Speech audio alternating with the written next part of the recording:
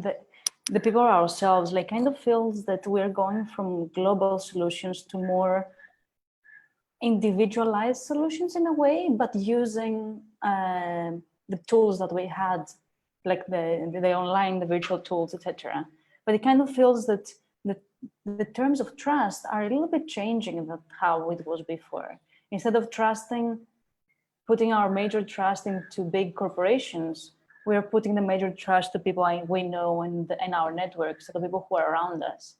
And this is actually a major shift, because the world was going in the completely different direction before. Exactly.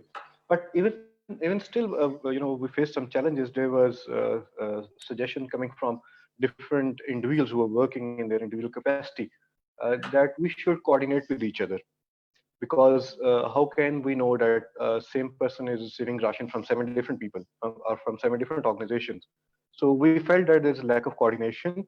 And in Punjab, 2 days ago, the government announced that no individual and no organization is allowed to distribute ration at their own. They have to take permission from deputy commissioner in their respective city in Punjab, and only then, with the support of government, under the government, leadership, they have to distribute the ration, because government also felt that people are not maintaining social distance while distributing ration and food. Mm-hmm. And I guess that they're also trying to avoid corruption, right? Because in these times, there's a lot of people who are actually trying to take advantage of the situation instead of helping. And they put under the umbrella of donations a lot of different types of actions. And I guess that it would be great the more we can to be able to prevent that, because this will create actually an additional problem.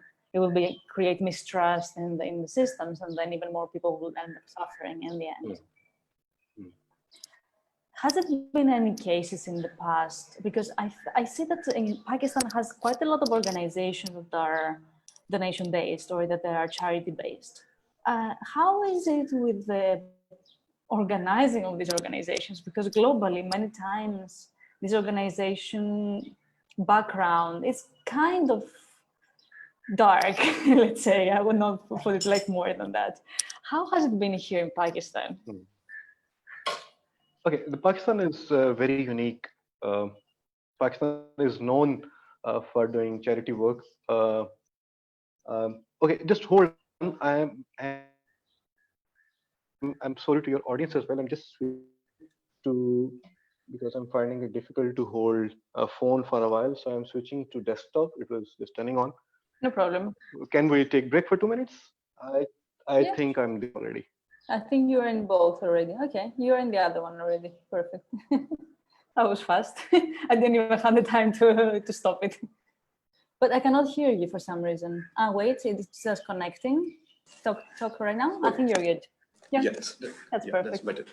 So I was telling the people in Pakistan, they're really unique. They love to donate, and they, I know many people. They had no background. I'm talking NGOs and other social working organizations. But when we felt just 14 days ago that the trouble is at our doorstep, and daily wages, they are not going to get food if factories are going to be stopped. So we started working at our own, and even I got help of my friend who had NGO registered 3 years ago for some other purpose, but we were not using it. Realized that this is a time we need to work on it, and we started working on it. And there are many other organizations I would like to mention. ED Foundation, that's the most trustworthy foundation in all of the world, and people love to donate. Then is Shokat Khanam, then is Sundar's Foundation, then Ahud is the one of the best examples we can quote here. They are, and because it's part of our religion as well. We have to do sacrifice for our brothers. So it's inculcated in our blood. It's inculcated in our teachings, and even mothers.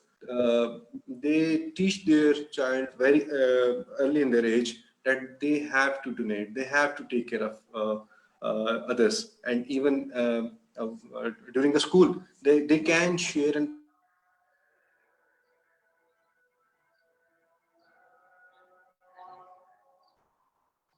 so this is how the culture is developed. This is Can you beautiful, hear me? actually. Yes, this is beautiful, and I think it's the direction that more parts of the world need to start moving. But I kind of feel that in order for to be able to convince and like to convince other cultures that are not so keen into sharing yet, I think we kind of have to make the structures of after the donation is being collected, how it's like properly distributed. Because I feel that by the time this becomes transparent and efficient, much more people will actually have the trust that when I donate, it really reaches where it needs to reach. Because I think that's the biggest problem with some cultures or some people not donating. They're just not trusting that it will go wherever it needs to go. You are right, but in Pakistan, like all the organization I've mentioned earlier, they are very trustworthy organization. People do donate. I would like to mention this. I would like to share this phenomena that whenever there is crisis in Pakistan, whether it's earthquake, whether it's flood, anything, people immediately realize that even our government and NGOs, they do not have the capacity to cover the amount of disaster that has been happened or that is going to happen. So what they do is they start doing own as well. They start collecting charity and then they start distributing in their own circle. And I think this is the best way because I know in my proximity of, let's say, 1 kilometer, 2 kilometer, what's happening. So I can, in my proximity, in my area, in my region, I can, being on the ground, I can manage charity, reach out to deserving people in a most effective way. But yes, having said that, we must not ignore that the work which is being carried out by these trustworthy organizations, we should also continue to support them. Totally. And yes, there are some dark examples as well, but they do not have that life. They are there for the short term, and then eventually they have to go. They get exposed. They cannot live in our society. Yeah, totally. So yeah, but we were taking carried away from the Corona thing, but I would like to know a little bit more about what you're doing. We just jumped into the subject, and I apologize for that. Give me a small introduction and tell me like what you're passionate for. What is your interest right now in life? What is your focus?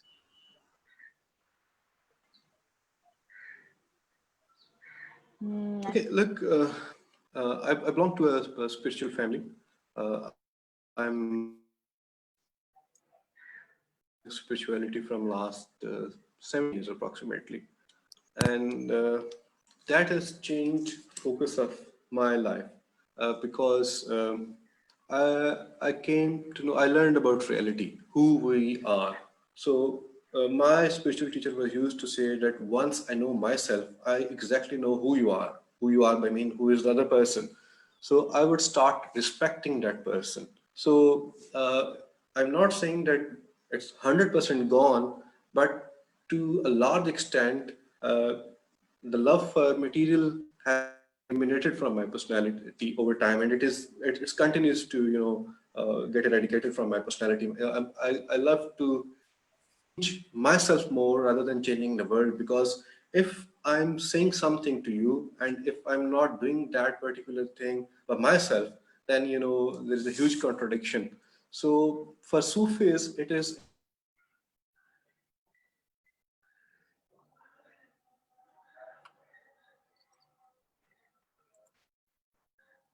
tasawwuf and spirituality, and this is what my passion is. First, I have to change myself. Change begins from home, and then of course I can find some people who have interest in spirituality, and I can guide them. Whatever I've learned, I love to transfer. I do a lot of talks in universities and colleges. I've been to almost 70 plus universities, and whether the topic is employability or marketing, I try to talk about spirituality. I try to link spirituality with it, because It is not just about marketing. It is not just about employability. It is about yourself as well. At the end of the day, we have to die. That's the reality. No one is going to live here forever. So we have to, being a Muslim, we have to prepare ourselves for the life which is from hereafter. I love that because I totally believe also that you cannot even start searching for a job or creating a project if you don't really know what you want to create. It's doomed to fail. By the time you don't know what you want to do and you just copy somebody else, it will not succeed. Like, because the laws of energy work like that. If it's something that is not genuine coming from you, it doesn't have the life force that it needs behind to be able to go through. And especially a business, especially when you're entering entrepreneurship, that's usually it's a path from 5 to 10 years. It's not like a short path. It's a path that will last for some time. It really needs a quite important driving force behind. It needs like the support of let's say the universe. I will not put it in God. I will just put it in life behind. And it's very interesting because today in the night we will start.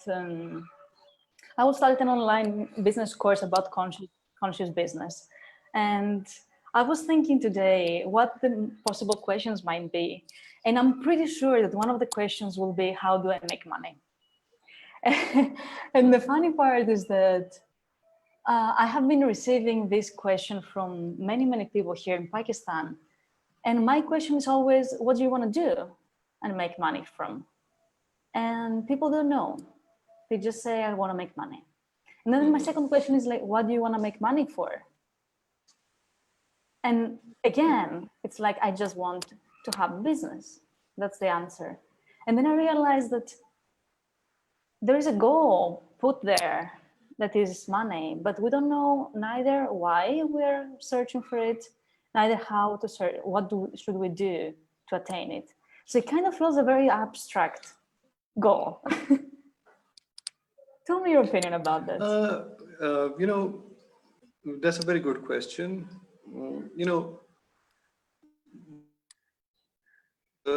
Do not realize is that we need integrated approach in our life. We cannot separate spirituality from personal life. It has to be integrated. You can apply learning from spirituality into your business and into your personal learning from your business to your spiritual life and your personal life. So we cannot have many faces. We need to have one face. Whether I'm dealing with my family, I'm dealing with people at business, at work, or I'm doing religious practices. I have to be one person. I should be known for my traits. I cannot change traits whenever I'm going to a different place. I cannot against teachings of any religion. You have to be one. So this is what is I feel most of our lives.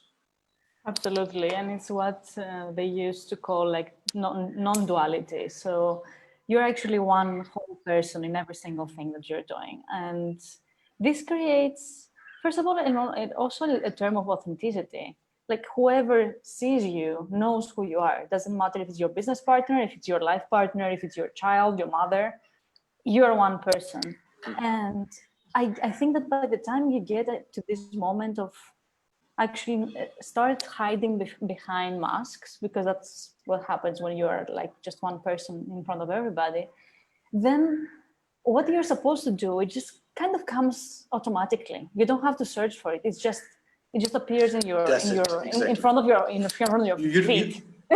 You don't need to pretend. You don't need to pretend. Exactly, rightly said.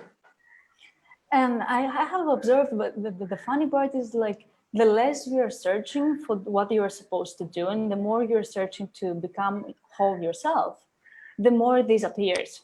So what are you supposed to do? Just things appear because people ask you to do things. So you don't even have to like take a lot of time to think about what you're supposed to do. How was it in your life? Were you able, like from your whole history, to be able to be so whole? Or was it a moment that you changed? How was your life story? Okay, let me put it this way. very honestly, I was not like I'm today, 10 or 15 years or 20 years ago. Of course, I was also an average person. I'm still an average person, but there are a few things which have changed my life, and I would like to quote here. I was used to do leg pulling a lot. I was used to do backbiting a lot, like everyone do. Uh, and I was doing a very good job. At the age of 19, I was working as a country head for one of the largest exam board of the UK. So I was earning good. So, and at age of 24, I was married. I was having my own house. I was having on my car. So, from material aspects, my life was concerned. So I was following somebody already, but I was not that close. So we call it as a bath in spirituality. I took bath of my religious leader in 2003, but basis. And in 2007 or 8,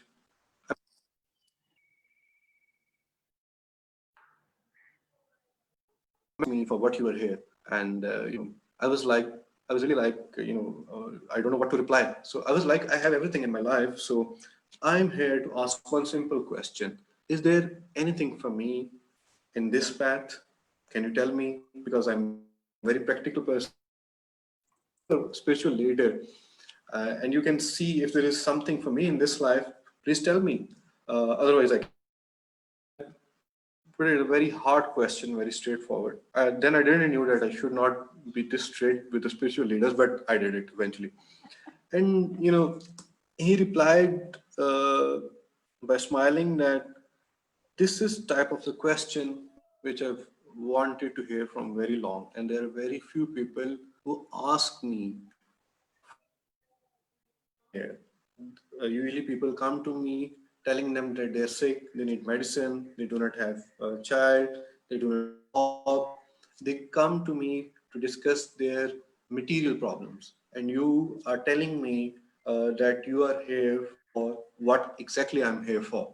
So he, started loving me, and I fell in love with him as well. The thing which he told me that started to change my life, and I would like to share. He told me that, because my second question was, who am I? I need to know who am I? For what purpose I'm here in this life. I want to know what is spirit. We have heard a lot about spirit, but I don't know. So, he was like this in responding. He responded that the example of God, the example of Allah is like sea. Okay. And like in Surah Bakra, he said, Fatafil Ruhi, that I've put my spirit in human. So he said that by this ayat, this means that he took one drop from the sea, from himself, heart. So that's why he said that I live within you. I'm closer to this part. And that thing changed my life, because then he said that once you die, nobody is going to call you with your name. The moment you die, people will, your name would be taken from you, and people would call you that it's Mosm's dead body. This is not Mosm. This is Mosm's dead body. And the next thing, shocking. He said that if after dying you're not Muslim, then you're not Muslim even when you're alive. There is somebody else whose name was Muslim who came, who lived within you, and now he's gone. That is why you are not Muslim. It is just the physical body in which spirit and lived for a while and then traveled back. In Allah wa inna ilaihi rajiun. We have to go back to whom we belong. So by that means that that drop from the glass is taken back and put it back into the sea. That story, that teaching, it changed my life, because he made me think that if the God spirit is in me, the same spirit is in others as well. That is why I have to respect everybody. Not respect other people, I am acting like, a disciple of Satan, because that is what exactly the Satan did. He is still, maybe because Satan was used to be uh, the angel who is known for worshipping at every inch of this universe. He believed in God. What he not believed in this human, because when God created human and God asked him to, go like this, bow in front of the human, he did not.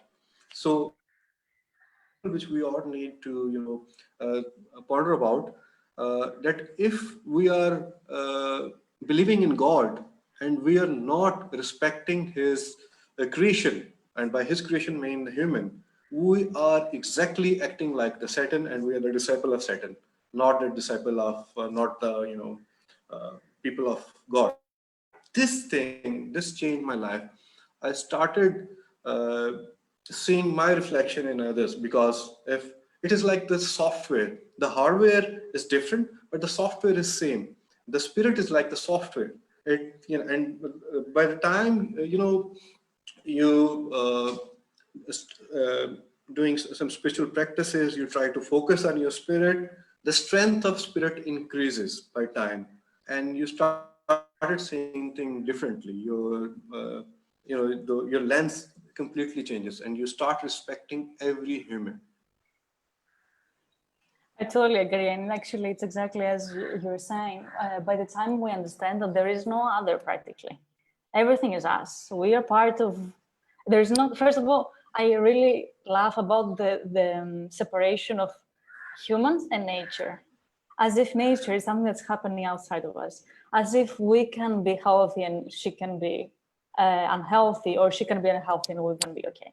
Like this separation, I think I'm not sure in which point in time it started being created in the human story, but I know that the ancient and Aboriginal tradition, many of them don't even have words for me, mine, yours, because they don't understand that you can be separate from the whole. And even in their languages, it's being reflected. They don't have this kind of words. And I think that's exactly the point, that's the shifting point in our approach in everything that we do, that if we realize that if we destroy something around us, or if we hurt somebody who's in front of us, actually we're doing exactly the same to ourselves, because this is one. It's not like him, her, us. But Uh, let's take this example. We have this smartphone, we have this, we're using laptops, we have one software in this phone that's called Android. That's it. That's the same software installed in every device. Android is Android, human is human, because the software remains the same. The hardware can be different, but the software remains the same. So this is a very simple point, but of course, you are rightly saying many people are unable to express. It's not in their culture. They're not learned it, but it's better. The earlier we realize, can help us change our actions, change our perspective, change our way of living, change our way of doing business. Even in my business, I'm doing marketing. I provide marketing services. But whenever people from Pakistan or any other part of the world, I'm particularly talking about the developing countries, they North America, they try to change their name. They use pseudonames in order for the American people to, feel they are familiar with the names. But when we started doing business, I told all of my colleagues that we have to, maintain our identity. If somebody from America is interested in working with a person named Muslim, it's okay. If they're not, I'm not going to change my name. I have to be one. Why to hide my identity even in business? If I'm getting business, that's good. If they cannot give business to a person named Muslim sitting in Pakistan, no problem. I will not take that business. So this is how spirituality and knowing yourself can impact your way of thinking, impact your way of doing business and dealing with your children and everything. That's very accurate, but I do feel that we still have preconceptions about nationalities. We still have preconceptions about self-value. We still have preconceptions about countries and races.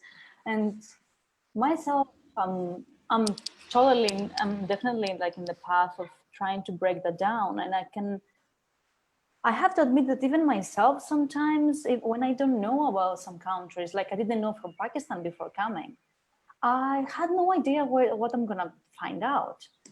And what I found out, as always, is okay, differences in culture, okay, differences in religion, understandable. But beyond that, I don't see so many other differences, you know? People are people. If you treat them well, they will treat you well. If you treat them like shit, they will treat you like shit. Like nothing changed. So, but I kind of feel that we do need to start mixing more mentalities and countries, because even though we have one internet and everybody has access to everything, I don't think that everybody has real access to everything. And it's from both parts, don't take me wrong, it's from Right, here to there and from there to here also, like both parts. Exactly. My spiritual leader used to say that the example of world is like a book, and who do not travel, they read only one page. Totally. So if you have to, read the whole book, you have to travel to different countries. You have to exchange learning, exchange knowledge, exchange culture.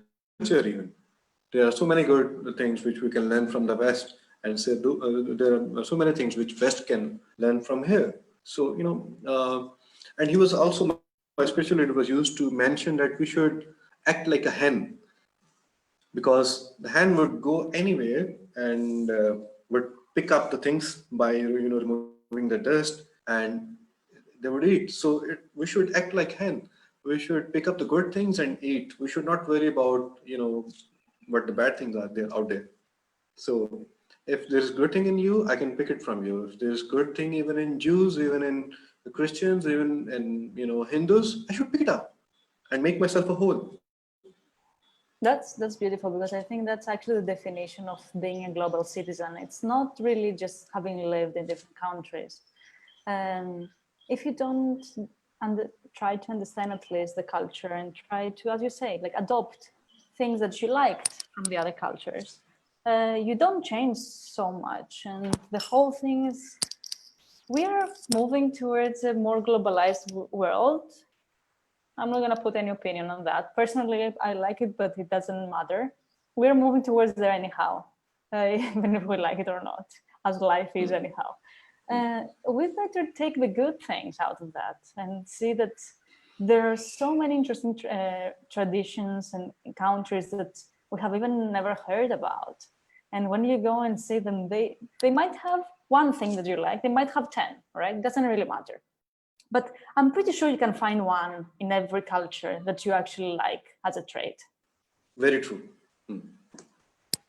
When did you start traveling yourself, and what made you the major impact in your worldview from what you have done until now?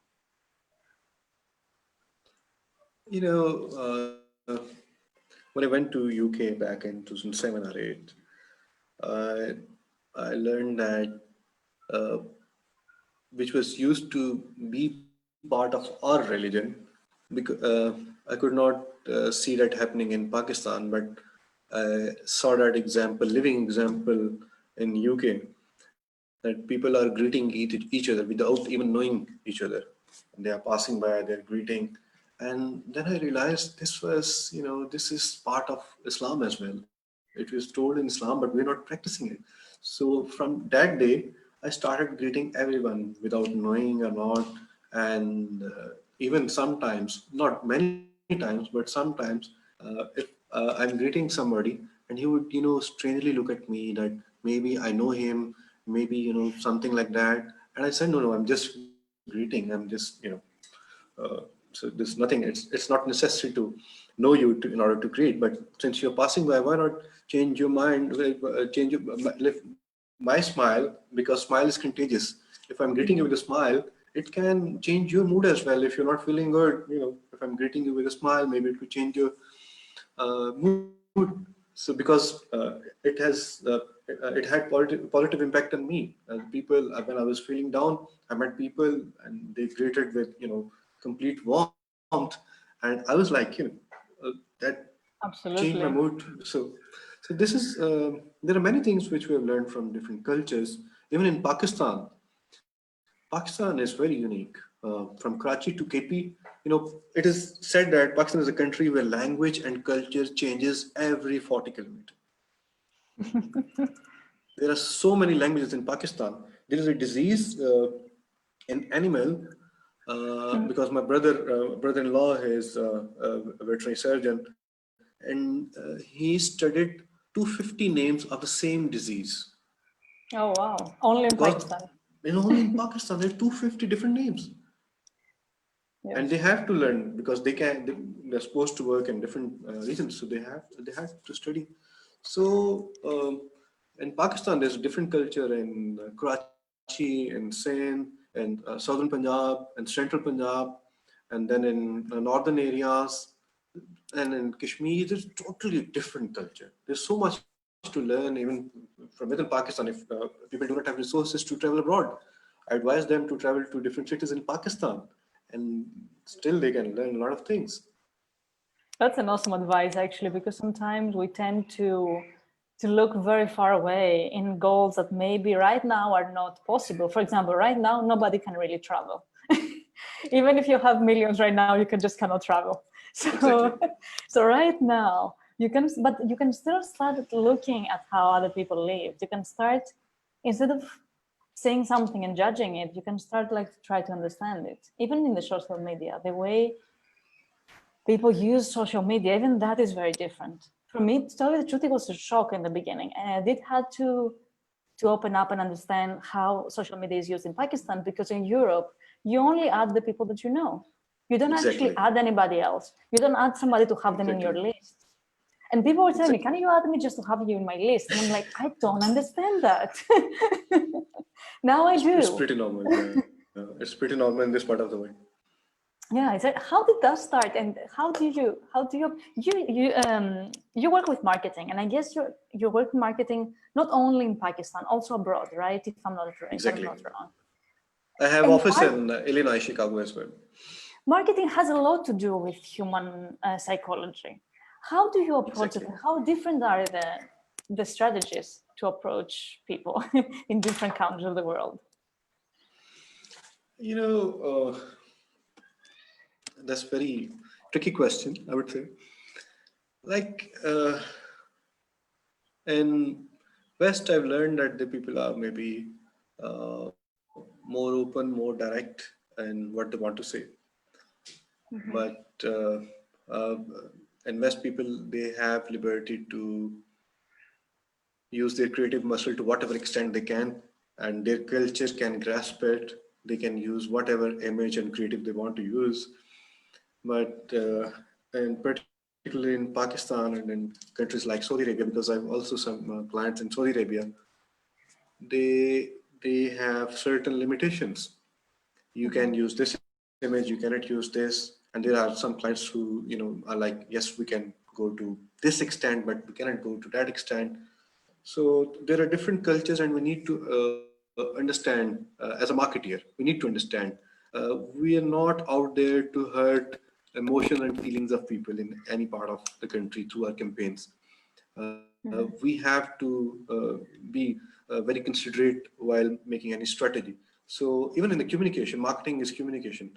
So in communication, it is taught that you should understand about the culture. You should know about different contexts. There is one word which you can use in Pakistan. It might can have completely different meaning in another part of the world, and it can offend people over there. So I cannot make any strategy without knowing the culture, without doing some research. Uh, because if I do it, I'm, aiming nowhere. So it can go into this direction, into this direction. So if you have to be specific about achieving your goals, you need to do a lot of research. And this is what most of digital marketers, they don't do. Because a person like me, I started digital marketing 4 years ago. But prior to that, I had 14, 15 years of experience in conventional marketing. So I knew the whole targeting thing and blah, blah. So I brought that conventional knowledge into digital marketing strategies. But there are many young people who are just coming out of their universities and they're entering directly into digital marketing.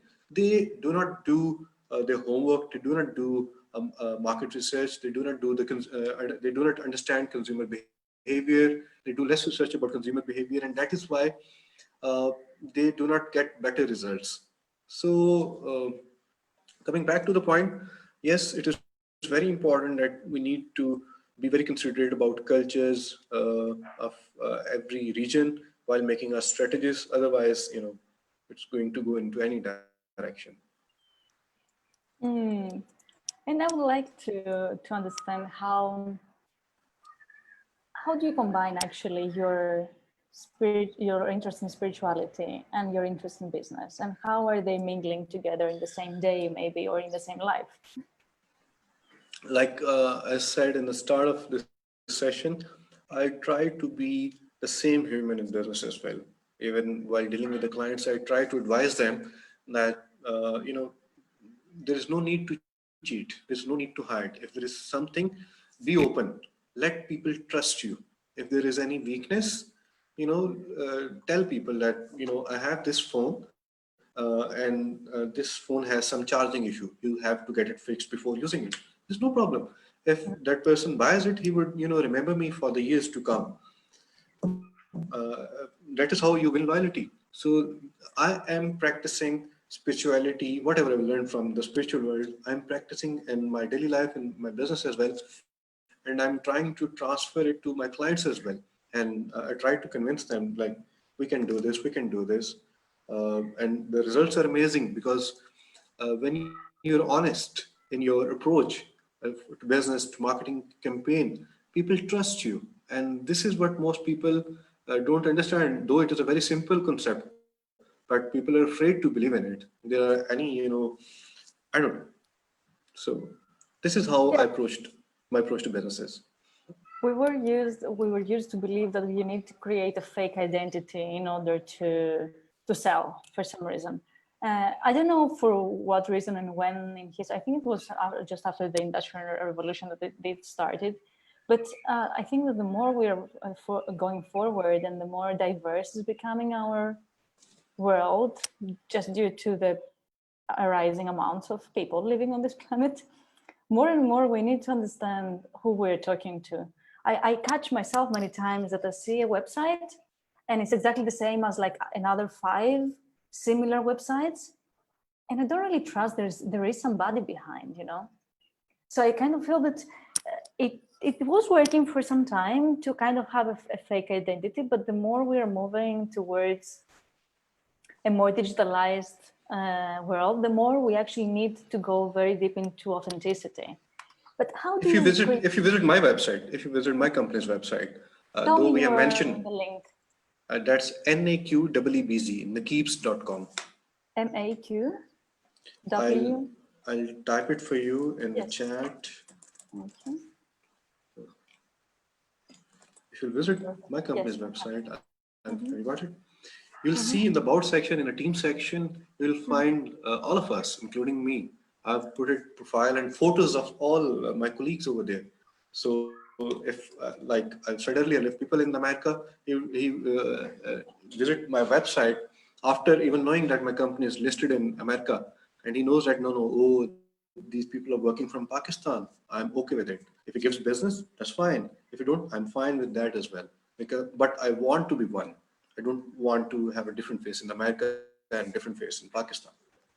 I really like this approach, and I don't know how. I don't want to overuse your time, but if you do have 10 minutes later tonight that we will be doing the course, I would love you to give a small introduction about authenticity, because today is going to be the introductory course. So it's a 7-day course about conscious business.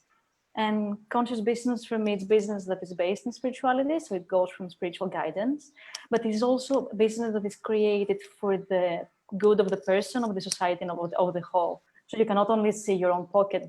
I don't think that this model works anymore, obviously, what is happening. So if you do have time this night, I would love if you can give us more intro about, like, I call it radical authenticity. So like being one, and that's all. Being one in your website, being one when you meet a client, being one when you sell your services, and in anything. Because I feel that this is actually the fundamental, what we actually need to start from. Who are you and why you're doing business? Exactly, that's very important. Beautiful. So can I will share with you like more details, and the course is tonight, starts at 9. I think today, as it's the introductory, will be an hour, or either an hour and a half. It depends how it goes. So I will share with you, actually share your WhatsApp number with you, so I can put you in the group. And it would be wonderful to have you just for people to understand, because most of the people who are taking this first course are from Pakistan. So I feel that also an approach for somebody who is from here and who is doing business both locally and internationally, it's very valuable, because cultures are different, and you know how it is, the approach, right? Thank you so much for all that. I would love to take the conversation further on. Let's see if we find another day later on this week to continue, because I think it's a very interesting subject, and I like the way that you're communicating your truth a lot. So thank you, and thank you for having me. Thank you for providing me with an opportunity to speak to your audience. Thank you so much. We will see you later tonight. I will share with you the rest of the details. Have a beautiful Looking forward to it. Thank you. Bye. Bye.